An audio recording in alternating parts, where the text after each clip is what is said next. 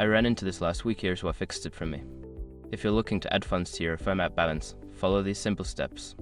Step 1. Open the Affirm app. Launch the Affirm app on your mobile device. Make sure you are logged into your account to access your balance of funding options.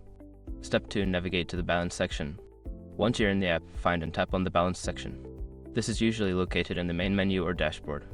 Step 3. Select Add Funds. In the balance section, look for the Add Funds option. Tap on it to proceed to the funding options available.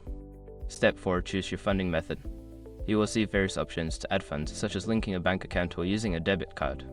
Select the method that works best for you. Step 5. Confirm and complete the transaction. Before filing a refund or dispute, use the Affirm link in the description to open the refund dispute deadline calculator and confirm your deadline. Sometimes, it may take a few minutes for the funds to reflect in your balance, so don't worry if you don't see it immediately. I hope this helps you easily add funds to your Affirm app balance. If you have any questions, feel free to ask.